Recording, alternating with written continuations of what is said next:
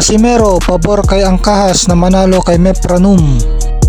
Ayon sa kapatid at head coach ni Angas ng Pinas, Janrel Casimero, na si Kuya Lods Jason Casimero, ay easy work lang para kay former long-time super flyweight champion Jerwin Prettyboy Angkahas ang kanyang kalaban na si 3 times world title challenger Richie Mepranum sa January 25 sa Iligan City.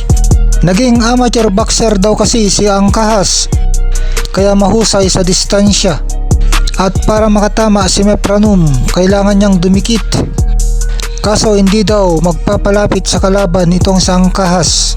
Hindi nga daw mababahiran ang mukha ng Angkahas sa laban, pero kailangan mag-training pa rin daw ng husto sa Angkahas at baka masirat siya ni Mepranum.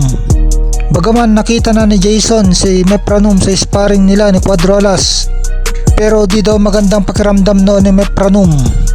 Paglalabanan ni Angkahas at Mepranum ang bakanteng Philippine Boxing Federation Super Bantamweight title.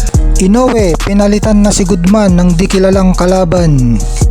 Ayon sa post ng Viva Promotions, pinalitan na nga si Sam Goodman bilang kalaban ni Naoya Inoue sa January 24. Dahil sa bagong injury ni Sam Goodman na bumuka daw yung dating hiwa sa kaliwang mata niya na nakuha niya sa sparring, ay pinalitan na nga siya ni Inoue.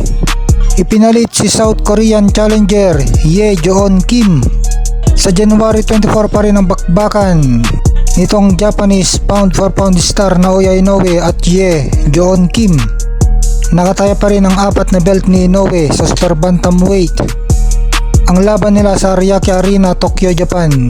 Nakapagtataka naman na ito ang pinili ni Naoya Inoue sa dami ng mga dekalibrang boksingero na pwede niya sanang ipalit kay Sam Goodman, tulad na lang ng ating Angas ng Pinas, Janrel Casimero, na matagal nang humahamon sa kanya.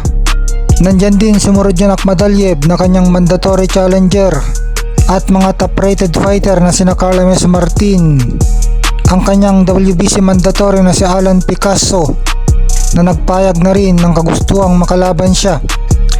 Pero ang pinili nga ni Naoya Inoue ay itong hindi kilala na South Korean challenger na si Ye Joon Kim.